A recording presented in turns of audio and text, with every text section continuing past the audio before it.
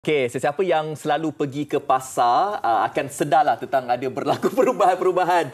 Contohnya harga ikan yang sedikit naik, sedikit tinggi dan sebagainya. Tapi anda sebagai peniaga tidak sewenang-wenangnya anda boleh menaikkan harga ikan ke harga barangan-barangan tersebut. Kerana pihak KPDHP sentiasa memantau pergerakan harga-harga kawalan untuk barang-barangan seperti ikan dan sebagainya. Okey. Ya, Tuan Azman menyentuh tentang kawalan harga ni. Saya rasa ini satu perkataan yang ingin diketahui lah ataupun fakta yang diketahui oleh setiap pengguna. Adakah KPDHP akan meletakkan satu tindakan yang keras terhadap mereka ini yang sewenang-wenangnya mungkin menyimpan bekalan ataupun memanipulasi harga dan sebagainya? Apakah tindakan KPDHP sendiri, Tuan? Okey, sebenarnya tugas kami dekat KPDN ni agak berat sebab kami terpaksa mengimbangkan di antara pengguna dengan peniaga. Betul.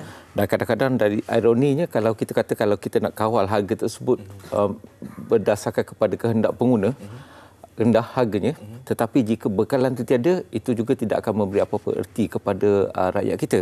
Jadi di situlah we have to strike the balance. Kita kena cari satu keseimbangan di mana harga yang ditawarkan oleh peniaga adalah harga yang sepatutnya dapat diterima secara munasabahnya oleh pengguna-pengguna kita. Jadi untuk itu memang kita daripada masa ke masa, satu kita adakan skim kalau harga musim perayaan, iaitu 6 kali setahun. Dan yang kedua, kita ada juga membuat pemantauan harga seperti biasa hari-hari, dan apabila kami dapati sekiranya harga-harga tersebut melepasi threshold ataupun paras tertentu, kami akan membuat langkah-langkah tertentu lah. Jadi kami ini bukan kita kata fokus kepada barang-barang tertentu saja. Tetapi keutamaan untuk musim monsun ni, of course, satu adalah makanan kita lah. Seperti ikan, sayur dan juga barang-barang lain. Seperti kita ada satu yang khas ni 26 jenis barang yang kita kawal, termasuk juga macam gula, minyak masak, telur, beras, petrol, ubat-ubat, ayam, roti, bawang, susu, tepung, semua tu. Jadi yang tu juga menjadi keutamaan kami supaya sekiranya berlaku apa-apa kejadian pada musim monsun yang dijangka sehingga bulan Mac nanti, kita ada satu preparation ataupun persediaan yang cukup. Jadi kami juga mulai September kami telah menggerakkan kita punya garis panduan pengurusan bencana kita, di mana kami ada memberikan kebenaran kepada premis-premis tertentu. Mereka ni boleh simpan bekalan sehingga 30% daripada stok biasa. Ini adalah sebagai satu langkah sekiranya monsun ini terjadi, banjir dan sebagainya, kita ada tempat yang boleh kita membekalkan bekalan-bekalan tersebut untuk pengguna-pengguna kita. Tetapi bukan semua premis diberikan kebenaran tersebut. Ada premis-premis tertentu yang dilantik oleh kerajaan. Dan kita memang akan mengambil tindakan tegas kepada mana-mana pihak yang cuba mengambil kesempatan. Kononnya apabila musim monsun ini, inilah masa mereka untuk menyorok barang dan juga bagi tujuan untuk manipulasi harga. Okey, menjual dengan harga yang tinggi, itu kita akan ambil tindakan. Jadi oleh sebab itulah perkara-perkara seperti maklumat daripada pengguna ini sangat penting. Dan saya nak tegaskan di sini bahawa kita pada tahun ini memang kita banyak terima aduan berkaitan dengan sorok. Pada tahun ini aduan yang kita terima berkaitan dengan penyorokan barang ni kita ada 65 aduan, di mana yang paling banyak kita terima adalah berkaitan dengan kegiatan penyorokan minyak masak. Yang ayam kita ada 2, telur ayam kita ada 10, dan lain-lain kita ada 465 aduan yang kita terima. Dan aduan yang kita terima terakhir berkaitan dengan penyorokan ni adalah pada minggu lepas 21 bulan 11. Jadi apabila kita terima saja aduan-aduan berkaitan dengan penyorokan dan sebagainya, jadi kami akan gerakkan.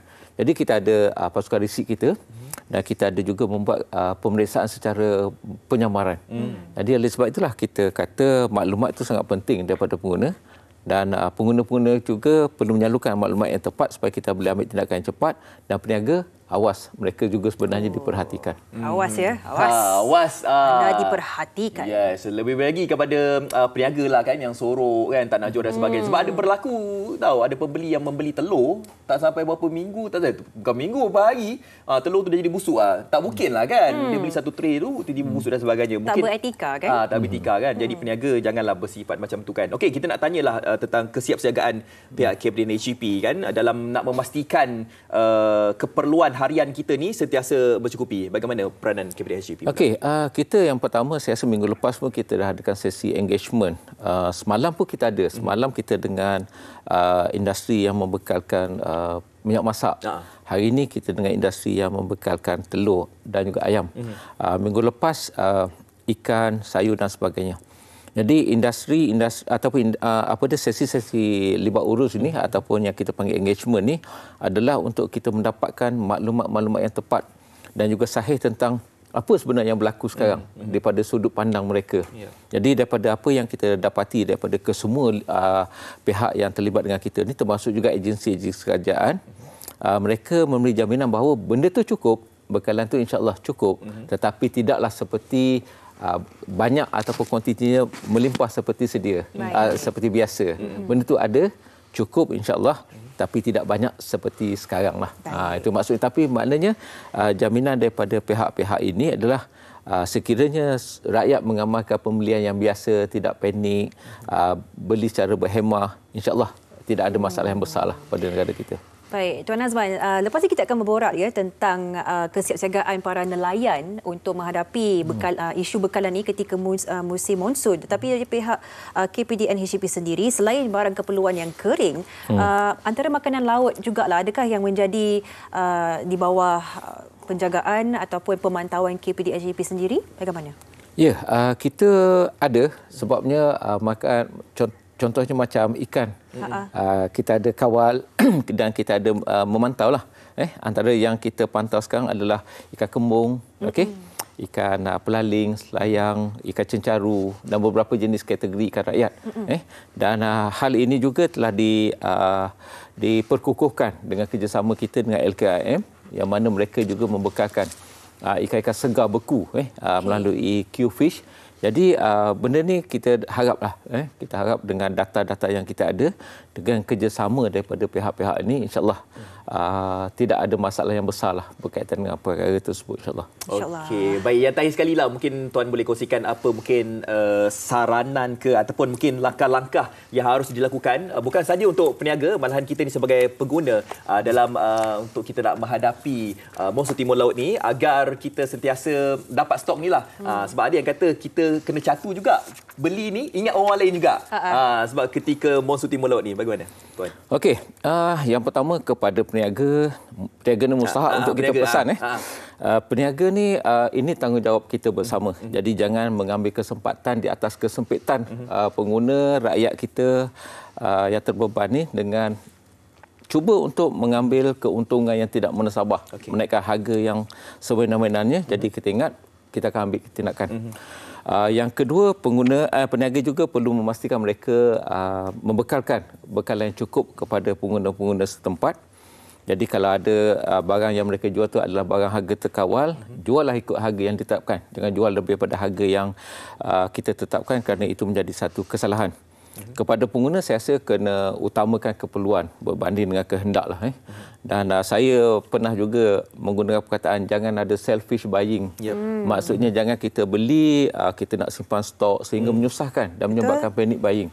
Jadi belilah mengikut kuantiti biasa. Kadang-kadang kita dapati apabila mereka membeli dalam kuantiti yang terlalu banyak untuk simpan stok dan sebagainya, dia akan menyebabkan gangguan di segi keberadaan barang tu dalam pasaran, dan ini tidak bagus. Ini akan menyebabkan pelbagai situasi yang tidak sepatutnya berlaku.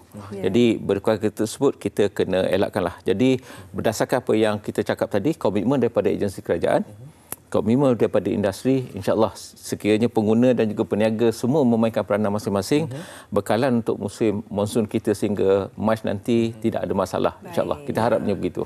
Insya-Allah. Itulah dia, saya suka perkataan disebutkan oleh Tuan tadi, kehendak versus keperluan.